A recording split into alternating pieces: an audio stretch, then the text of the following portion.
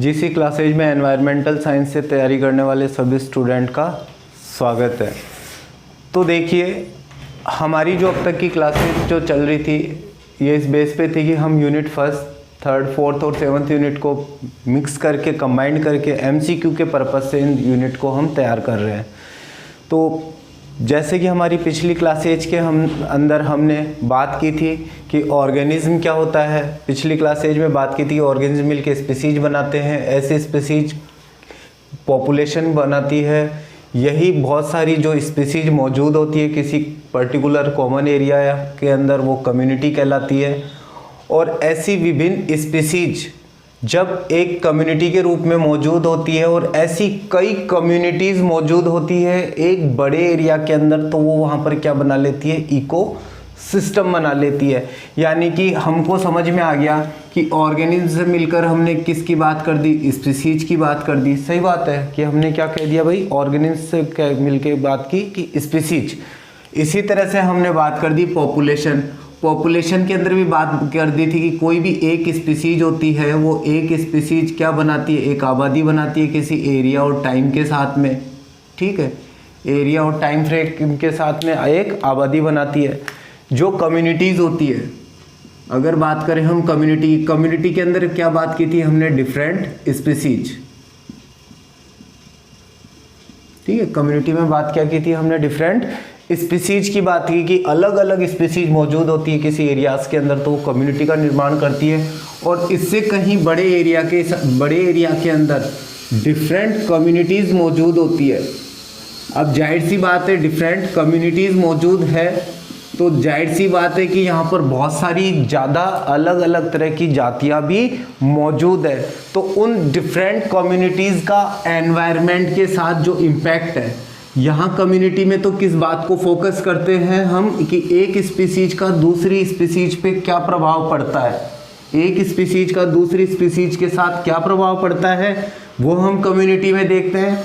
Ecosystem में हम अलग अलग कम्युनिटीज के बीच में एक दूसरे के ऊपर क्या प्रभाव पड़ता है, साथ ही इकोसिस्टम में ये देखते हैं कि एनवायरनमेंट के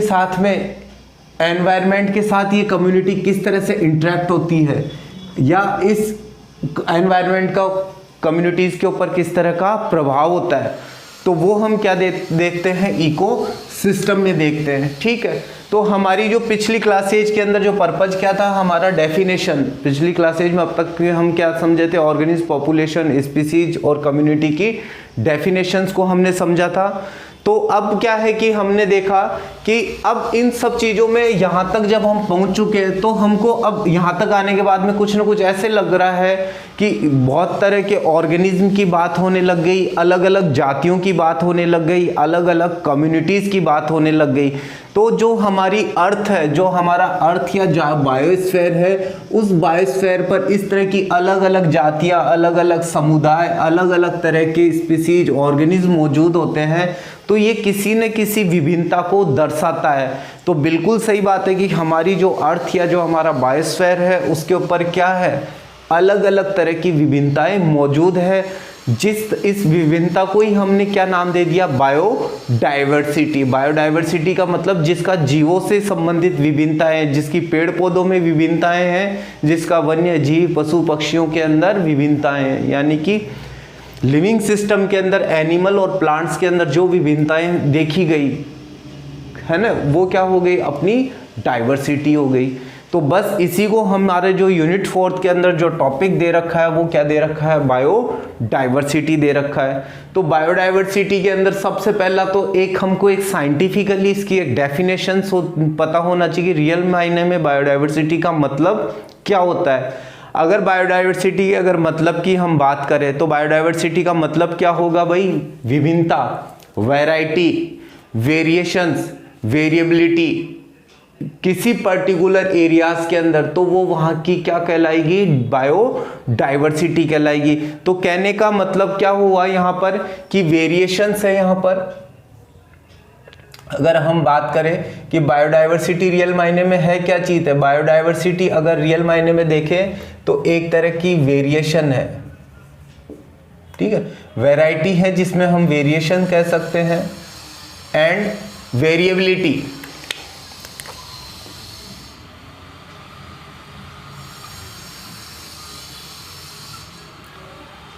ऑफ लाइफ किसी पर्टिकुलर एरियाज के अंदर, इन ए डिफाइंड एरिया।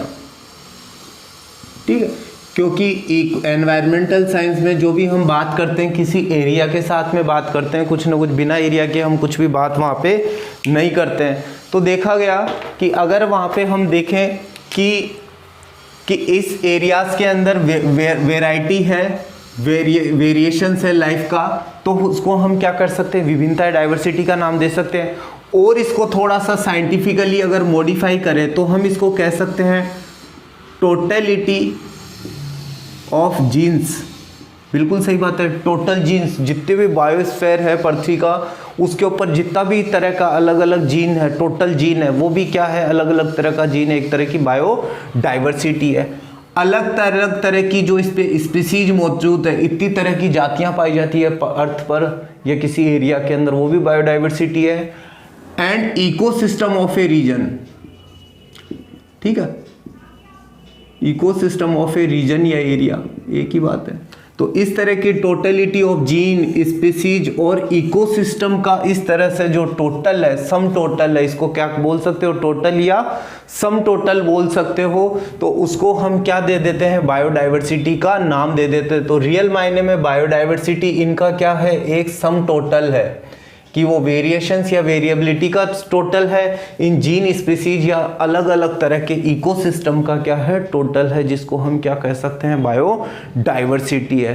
बायोडाइवर्सिटी और एक एनवायरमेंटल साइंस के अंदर सभी बायोलॉजिकल ऑर्गेनाइजेशन लेवल पर देखने को मिलती है। आपको एनवायरमेंटल साइंस के अंदर आपको जो ये डाइवर्सिटी है वो आपको इकोसिस्टम लेवल पे भी दिखाई देगी, आपको बायोम लेवल पे भी दिखाई देगी, आपको ये डाइवर्सिटी कम्युनिटी में भी दिखाई देगी, ये डाइवर्सिटी आबादी में भी दिखाई देगी, ये डाइवर्सिटी आपको स्पीसीज में भी दिखाई देगी, और ये डाइवर्सिटी उस पर्टिकुलर ऑर्गेनिज्म के बॉडी के अंदर भी कहीं ना कहीं ये डाइवर्सिटी के रूप में मौजूद है। इंडिविजुअल जो कोई ऑर्गेनिज्म होगा उसके बॉडी कंपोनेंट के अंदर भी जो वेरिएशंस होते हैं, मान लीजिए कि कोई भी जाति ले ली, जैसे एक जाति के अंदर कोई इंडिविजुअल्स पाए जाते हैं, एक जाति के अंदर एक कोई भी स्पीसीज है उसके अंदर जो इंडिविजुअल्स या मेंबर्स होते हैं, तो उनका जो जेनेटिक मेकअप होता है, उनका जो जेनेटिक कंपोजिशंस होता है, उनमें भी वेरिएशंस होते हैं, तो वो वहाँ पर क्या कहला सकती है, जेनेटिक डाइवर्सिटी कहलाती है। तो बिल्कुल सही बात है, यहाँ से आपको एक चीज़ तो ध्यान रखनी है कि ये बायोडाइवर्सिटी के टाइप्स क्या क्या हो सकते हैं, बायोडाइवर्सिटी का लेवल क्या हो सकता है। ध्यान रखने की इतनी सी बात ध्यान रखना, यहाँ पर लेवल ऑफ बायोडाइवर्सिटी का मतलब यही है कि बायोडाइवर्सिटी के क्या क्या पॉसिबल लेवल संभव है। तो हम पहला लेवल जो सबसे आसान बताया, हमने क्या कहा कि जेनेटिक डाइवर्सिटी, कि जो जेनेटिक कंपोजिशन में ही वेरिएशन है तो वो आपका क्या कहलाएगा, जेनेटिक डाइवर्सिटी कहलाएगा। ये लीजिए, ठीक है, थोड़ा सा हमको इंट्रोडक्शन के हिसाब से बायोडाइवर्सिटी के बारे में इन वर्ड्स का अपने को मालूम पता होना चाहिए। जेनेटिक डाइवर्सिटी, ये लीजिए, तो जेनेटिक डाइवर्सिटी का मतलब, क्योंकि सीधा सीधा यही कि डाइवर्सिटी का सीधा मतलब किससे होता है भाई, वेरिएशन से होता है। डाइवर्सिटी का मतलब किससे होता है, सीधा सीधा वेरिएशन से होता है। ये वेरिएशन किसके अंदर है भाई, जेनेटिक कंपोजिशन में।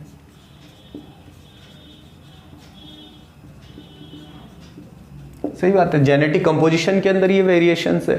ठीक है, किसका जेनेटिक कंपोजिशन, इंडिविजुअल, जो भी इंडिविजुअल ऑर्गेनिज्म या मेंबर है उसके जेनेटिक कंपोजिशन में कोई वेरिएशन है विथ इन कोई भी स्पीसीज। ठीक है, एक ही जाति के इंडिविजुअल मेंबर्स के जेनेटिक कंपोजिशन में डिफरेंट हो सकता है, या अलग अलग जो जातियां होती है अमंग स्पीसीज, जो अलग अलग जाति होती है उन जातियों के बीच में भी क्या हो सकता है, जेनेटिक कंपोजिशन का डिफरेंस हो सकता है। सही बात है, तो इसको हम क्या दे देते हैं, जेनेटिक डाइवर्सिटी दे देते हैं। इस तरह की जेनेटिक डाइवर्सिटी सभी लेवल पे देखने को मिलती है। यहाँ ऑर्गेनिज्म, स्पीसीज के ऑर्गेनिज्म लेवल से लेके आपको अर्थ के बायोम तक भी आपको क्या मिलेगी, अलग अलग लेवल की जेनेटिक डाइवर्सिटी देखने को मिलेगी। तो कह सकते हो कि इस तरह की जो जेनेटिक डाइवर्सिटी होती है वो क्या होती है, ऑल लेवल पर। ठीक है। इस तरह की जो जेनेटिक डाइवर्सिटी होती है वो कभी कैसे लेवल पे होती है, सभी लेवल पर ये पाई जाती है, ठीक है। आ जाइए थोड़ा सा आप डिफरेंट करेंगे और अपने लिए थोड़ा सा एक इम्पोर्टेंट भी है स्पीसीज डाइवर्सिटी। अगर एग्जाम के पॉइंट ऑफ व्यू से देखें बायोडाइवर्सिटी के अंदर स्पीसीज डाइवर्सिटी है, ठीक है। तो देखिए सिलेबस में ऐसा कहीं नहीं लिखा हुआ है कि आपको स्पीसीज डाइवर्सिटी पढ़ना है, जेनेटिक डाइवर्सिटी पढ़ना है। उन्होंने एक दे दिया कॉमन टर्म की इंट्रोडक्शन टू बायोडाइवर्सिटी, तो अपने आप समझने की बात है, सेल्फ अंडरस्टूड है कि ये चीज़ों का पता होना चाहिए जो बायोडाइवर्सिटी से संबंधित है। तो स्पीसीज डाइवर्सिटी की बात करें तो इससे पहले हम जो कम्युनिटी की जब डेफिनेशन हमने देखी थी, कम्युनिटी की डेफिनेशन के अंदर बता दिया था कि कम्युनिटी का जो कैरेक्टर है, कम्युनिटी के जो कैरेक्टर्स होते हैं उन कैरेक्टर में एक कैरेक्टर कौन सा था, स्पीसीज डाइवर्सिटी। पिछली क्लास में आपको कम्युनिटी के कैरेक्टर्स में इसको हमने थोड़ा सा क्या किया था, डिफाइन करने की कोशिश की थी हमने। तो यहाँ पर स्पीसीज डाइवर्सिटी की जब बात की थी तो स्पीसीज डाइवर्सिटी क्या होती है भाई, पहली बात की डाइवर्सिटी एट स्पीसीज लेवल, कि इस तरह की जो डाइवर्सिटी जो होती है वो क्या होती है, जाति के लेवल पर होती है, स्पीसीज लेवल पर होती है। तो इसके अंदर हमने बता भी दिया था आपको कि number and type of individuals, हमने क्या कहा, number and type of individuals, कि कोई भी स्पीसीज के जो number and type of species in an area, कि एक एरिया के अंदर कितनी तरह के नंबर और टाइप ऑफ स्पीसीज मौजूद है, उसको हम क्या कहते हैं, स्पीसीज डाइवर्सिटी। ध्यान रखना, स्पीसीज डाइवर्सिटी का मतलब क्या हुआ कि किसी एरिया के अंदर स्पीसीज के जितने नंबर मौजूद हैं और स्पीसीज के जो टाइप्स मौजूद हैं उसको हम क्या कहते हैं, स्पीसीज डाइवर्सिटी कहते हैं, जो कि एक कम्युनिटी का भी क्या था, बेसिक कैरेक्टरिस्टिक था। तो इसके अंदर हमने एक बात की थी कि इस तरह की जो स्पीसीज डाइवर्सिटी होती है, तो स्पीसीज डाइवर्सिटी के परिणाम स्वरूप यहाँ पर कुछ टर्म होते हैं, उन टर्म को हमको यहाँ पे समझने की जरूरत है। तो देखिए समझने की कोशिश करना, अगर इस बात को हम कुछ इस तरह से कहें, अगर इस बात को हम इस तरह से कहें कि भाई नंबर ऑफ स्पीसीज, अगर इस बात को कुछ इस तरह से कहा जाए कि number of species in community, क्योंकि डिफरेंट स्पीसीज की बात कहां पर होती है भाई, कम्युनिटी में होती है, सही बात है। तो कम्युनिटी में नंबर ऑफ स्पीसीज है तो इसको क्या नाम दोगे आप, इकोलॉजी के अंदर इसको एक टर्म दिया गया है कि कम्युनिटी में जब नंबर ऑफ स्पीसीज को जब डिनोट किया जाता है, नंबर ऑफ स्पीसीज की जब दर्शाया जाता है कि किसी भी कम्युनिटी के अंदर विभिन्न जातियों के अंदर जब बात करते हैं, कम्युनिटी में नंबर ऑफ स्पीसीज की बात करते हैं, तो इसको एक वर्ड दिया जाता है स्पीसीज रिचनेस।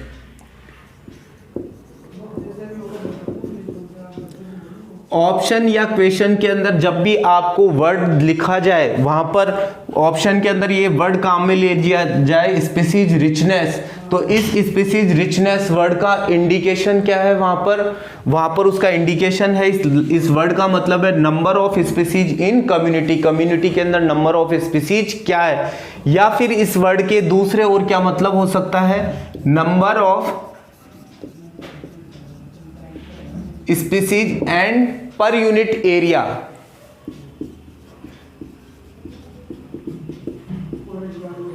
तो भी इसको हम क्या बोलेंगे, स्पीसीज रिचनेस ही बोलेंगे। ध्यान रखने की बात यही है कि अगर आपको कहीं पर लिखा हुआ मिलता है कि स्पीसीज रिचनेस का मतलब क्या है, स्पीसीज रिचनेस, ये सब कहाँ से वर्ड निकल के हैं, स्पीसीज डाइवर्सिटी से। स्पीसीज डाइवर्सिटी में बताया जाता है कि जब किसी कम्युनिटी के अंदर नंबर ऑफ स्पीसीज जो मौजूद होती है वो किसको इंडिकेट करती है, स्पीसीज रिचनेस को, या किसी पर यूनिट एरिया के अंदर, किसी पर्टिकुलर एरिया के अंदर कितने नंबर ऑफ स्पीसीज है। जैसे मान लीजिए कि किसी पर यूनिट एरिया के अंदर ये नंबर ऑफ स्पीसीज आपके मौजूद हो गए, टोटल नंबर ऑफ स्पीसीज, जैसे मान लीजिए एक स्पीसीज आपकी ये हो गई, या आपकी कोई दूसरी स्पीसीज हो गई, सेकंड स्पीसीज हो गई, इसी तरह से आपकी मान लीजिए कोई तीसरी स्पीसीज हो गई, और ये कोई आपकी फोर्थ स्पीसीज हो गई। ठीक है, तो अब आपके सामने ये देख लिया गया कि ये 4 कलर से लिखने का पर्पज ये है हुआ कि अपना कि यहाँ पर इस पर यूनिट एरिया के अंदर या इस कोई पर्टिकुलर कम्युनिटी में आपके नंबर ऑफ स्पीसीज कितनी है। ये नंबर ऑफ स्पीसीज किसको इंडिकेट कर रही है भाई, आपकी स्पीसीज रिचनेस को, कि ये यहाँ पे बता रहा है कि इस कम्युनिटी या पर यूनिट एरिया के अंदर नंबर ऑफ स्पीसीज कितनी मौजूद है। तो ये क्या हो गया आपका स्पीसीज रिचनेस हो गया। अगर अब बात करते हैं हम, जैसा कि दूसरी टर्मिनोलॉजी क्या होती है समझने की कोशिश करना। दूसरी टर्मिनोलॉजी की बात करें, relative abundance of each species, relative abundance of each species, यानी अब की बार ये कह रहा है कि आपके उस पर्टिकुलर एरिया के अंदर आपकी नंबर ऑफ स्पीसीज तो मौजूद है, यहां पर नंबर ऑफ स्पीसीज तो मौजूद है, लेकिन आपको ये भी बताना है कि relative abundance of each species, यानी कि यहां पर संख्या का मतलब ये हुआ कि भाई कि कोई प्रत्येक स्पीसीज है उसकी एबंडेंस कितनी है, उसके पाए जाने की प्रायिकता कितनी है, रिलेटिवली सापेक्ष रूप से उसकी जाति कितनी है, तो वो किस बात को इंडिकेट करेगी। जैसे मान लीजिए आपकी यहाँ पर जातियां हैं, ये तो आपके सामने दे गया नंबर ऑफ स्पीसीज आ गई, तो इसको स्पीसीज रिचनेस बोल दिया। अब ये रिलेटिव एबंडेंस का मतलब क्या हुआ, रिलेटिव एबंडेंस का मतलब हुआ, तो सबसे पहले तो इसका टर्म देखते हैं अपन कि इसका मतलब क्या रियल में। इसको बोलते हैं स्पीसीज इवननेस।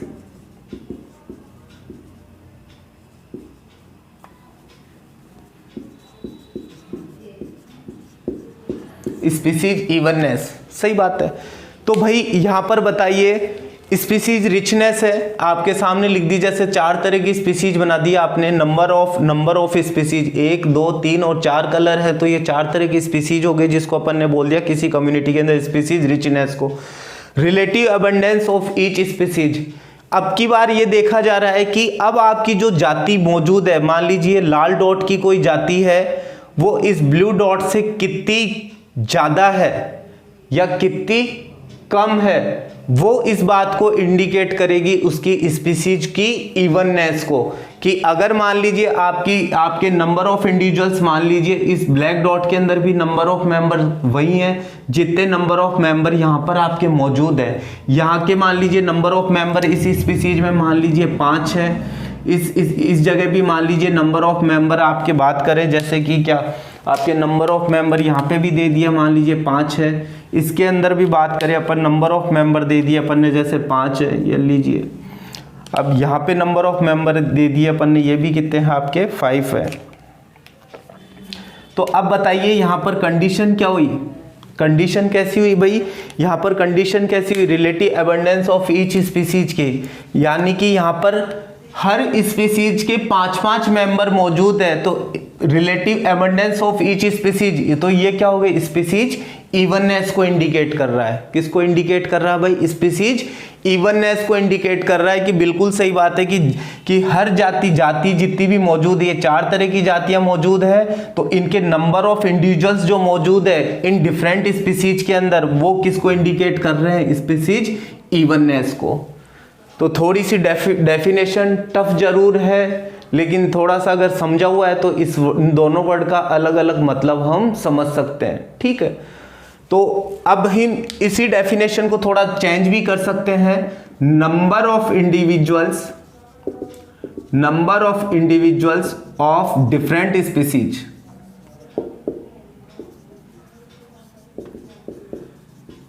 सही बात है, हमने यही कहा 5 मेंबर यहाँ 5 यहाँ 5 यहाँ, तो ये किसको इंडिकेट कर रहा है, प्रत्येक स्पीसीज के अंदर रिलेटिव एबंडेंस को या डिफरेंट स्पीसीज के नंबर ऑफ इंडिविजुअल्स को। तो इसको हमने क्या नाम दे दिया, स्पीसीज इवननेस। ये लो जी, स्पीसीज इवननेस बोल दीजिए, या इसी का दूसरा नाम है स्पीसीज इक्विटेबिलिटी।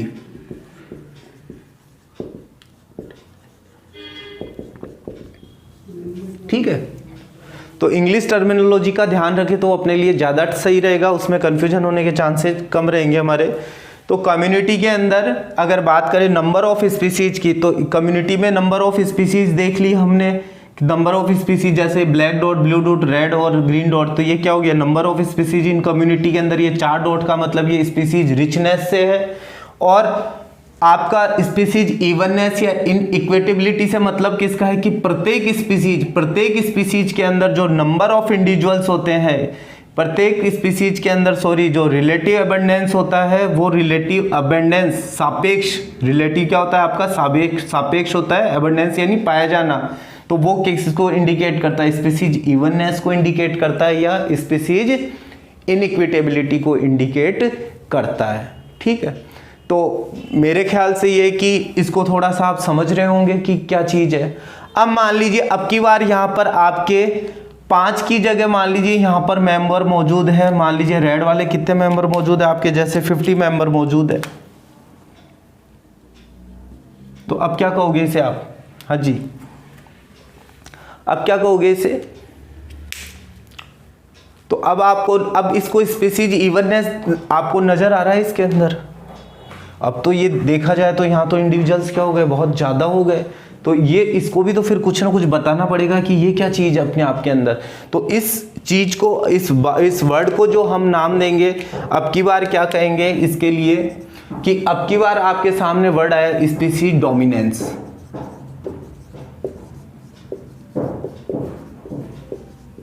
स्पीसीज डोमिनेंस है, इवननेस है, नहीं है, unevenness,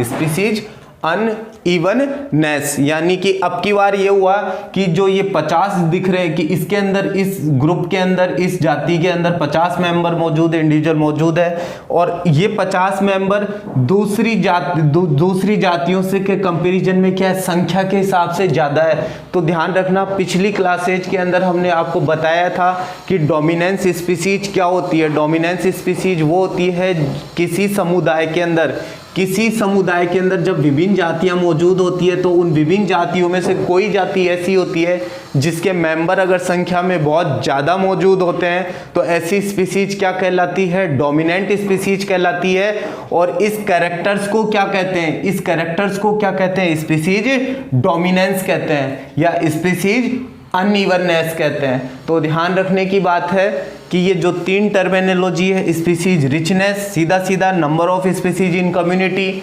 species evenness, relative abundance of each species, और स्पीसीज डोमिनेंस की high number of individuals in species. अगर कोई स्पीसीज के हाई नंबर ऑफ इंडिविजुअल्स है जो दूसरी जातियों की तुलना में ज़्यादा है, तो उसको क्या बोलते हैं, स्पीसीज डोमिनेंस बोलते हैं। तो जहाँ तक है कि मेरे ख्याल से ये 3 वर्ड आपको समझ में आ गए होंगे। ठीक है, अगर इसमें फिर भी कोई दिक्कत रहती है तो हम आगे की जो क्लासेज होगी उसमें इन 3 वर्ड्स का आगे भी इनका यूज है, इनकी एप्लीकेशन है कि भाई ये रियल में इनका कहाँ पर काम आता है। जब आगे की बायोडाइवर्सिटी क्लास देखोगे उनमें आपको डाइवर्सिटी इंडेक्स जब निकालना होगा, तो डाइवर्सिटी का इंडेक्स निकालने के लिए आपको इन शब्दों का यूज में लेना आना चाहिए कि जब भी इनका वर्ड दे दिया जाएगा तो आपको डाइवर्सिटी इंडेक्स निकालना आना चाहिए। ठीक है, तीसरे नंबर पे जब हम बात करते हैं इकोसिस्टम डाइवर्सिटी, अगेन हमने पहले ही कह दिया था कि आपको कि इकोसिस्टम में क्या मौजूद होती है, अलग अलग तरह की कम्युनिटीज मौजूद है। तो अलग अलग तरह की कम्युनिटीज मौजूद है, तो यहाँ पर बायोडाइवर्सिटी किस लेवल पर है, at all level of communities, at all level, क्योंकि अलग अलग तरह की कम्युनिटीज हैं तो सभी तरह की कम्युनिटीज के लेवल पर क्या पाई जाती है, आपकी इकोसिस्टम बायोडाइवर्सिटी देखने को मिलती है। येलो साहब, और जितनी ज़्यादा इकोसिस्टम के अंदर डाइवर्सिटी होगी, अगर किसी इकोसिस्टम के अंदर डाइवर्सिटी जितनी ज़्यादा होगी उस इकोसिस्टम की स्टेबिलिटी भी ज़्यादा होगी। यानी किसी इकोसिस्टम के अंदर जितनी अलग अलग तरह के समुदाय होते हैं, जितने अलग अलग तरह के समुदाय होंगे तो उसकी डाइवर्सिटी ज़्यादा होगी और इकोसिस्टम की क्या होगी, स्टेबिलिटी भी ज़्यादा होगी। ऐसे इकोसिस्टम की प्रोडक्टिविटी भी ज़्यादा होगी, उत्पादकता, क्योंकि जितनी ज़्यादा उत्पादन क्षमता होगी इकोसिस्टम की, उतना ही सब लोगों के लिए फूड, सबके लिए फूड या फीड अवेलेबल होना आसान हो जाएगा, तो प्रोडक्टिविटी ज़्यादा होगी और स्टेबिलिटी भी ज़्यादा होगी, क्योंकि जितनी ज़्यादा डाइवर्सिटी और उतना ही ज़्यादा फूड या न्यूट्रिशंस की अवेलेबिलिटी ज़्यादा होती है। तो डाइवर्सिटी ज़्यादा होना क्या हुई भाई, अच्छी बात हुई ना, इकोसिस्टम की डाइवर्सिटी ज़्यादा होना क्या हुई, अच्छी बात हुई। क्यों भाई, कि उतनी ज़्यादा प्रोडक्टिविटी और उतनी ज़्यादा क्या होती है, यहाँ पर स्टेबिलिटी होती है। सही है, यानी कि कह सकते हो आप कि बायोडाइवर्सिटी एक ऐसी है एनवायरमेंटल साइंस के अंदर जो इकोसिस्टम को क्या करती है भाई, मेंटेन करने के लिए बहुत ही जरूरी है। अगर आप बायोडाइवर्सिटी का कैरेक्टर देखना चाहो तो बायोडाइवर्सिटी का कैरेक्टर ही क्या है, ये इकोसिस्टम को सर्विसेज के लिए, इकोसिस्टम की सर्विस करने के लिए बायोडाइवर्सिटी का होना जरूरी है, असेंशियल है। बायोडाइवर्सिटी क्या है भाई, असेंशियल है, जरूरी है, किसके लिए, for maintenance of ecosystem services. ठीक, तो हमने सिर्फ आज की अभी की जो क्लास हुई यहाँ तक की, इसमें ये देखा कि बायोडाइवर्सिटी क्या होती है, बायोडाइवर्सिटी से पॉसिबल टर्मिनोलॉजी क्या होती है, यानी कि लेवल ऑफ बायोडाइवर्सिटी क्या होती है, जिसमें हमने genetic diversity, species diversity, ecosystem diversity की बात की थी। आगे की जो क्लासेज होगी उसके अंदर हम स्पीशीज डाइवर्सिटी को और एलोबरेट करके देखेंगे कि इन स्पीशीज रिचनेस, स्पीशीज इवननेस और स्पीशीज डोमिनेंस, ऐसे वर्ड्स का एनवायरमेंटल साइंस के अंदर किस तरह का यूज है, इनको कहाँ कहाँ पर काम में लिया जाता है और किस तरह के इसमें से एमसीक्यू के क्वेश्चंस पूछे जाते हैं। इकोसिस्टम डाइवर्सिटी को भी आगे चल के हम इसमें भी देखेंगे चल के कि इकोसिस्टम डाइवर्सिटी को 3 पार्ट में डिवाइड कर रखा है, अल्फा डाइवर्सिटी, बीटा डाइवर्सिटी और गामा डाइवर्सिटी के अंदर। एग्जाम पर्पज से ये बहुत ही इंपॉर्टेंट डाइवर्सिटी है, जो इकोसिस्टम डाइवर्सिटी के टाइप्स कह सकते हो जिन्हें, और बहुत बार बायोडाइवर्सिटी के जब एमसीक्यू के क्वेश्चंस पूछे जाते हैं तो वहाँ से अल्फा बीटा गामा की डाइवर्सिटी में से क्वेश्चंस पुटअप किए जाते हैं। समझने की चीज़ है, जिसने अल्फा बीटा गामा को तीनों को समझ लिया, रटोगे तो इनमें हमेशा कन्फ्यूजन रहेगा, और एक बार आपने अगर इसको समझ लिया तो आपको कभी भी अल्फा बीटा गामा डाइवर्सिटी के बारे में रटने की ज़रूरत नहीं है। तो इस तरह से हमारी आज की बायोडाइवर्सिटी क्लास में हमने बायोडाइवर्सिटी के बारे में थोड़ा सा देखा है। आगे की क्लासेज जो होगी उसके अंदर हम देखेंगे कि अल्फा बीटा गामा डाइवर्सिटी क्या होती है, यहीं से हमारी स्पीशीज डाइवर्सिटी क्या होती है, और यहाँ से ही हम देखेंगे कि आगे चल के कम्युनिटी डाइवर्सिटी क्या होती है, क्योंकि कम्युनिटी डाइवर्सिटी का संबंध किससे भाई, ऑल लेवल ऑफ कम्युनिटी से, यानी इकोसिस्टम डाइवर्सिटी से है। तो आज की क्लास को हम यहीं समाप्त करते हैं। नमस्कार, जय हिंद।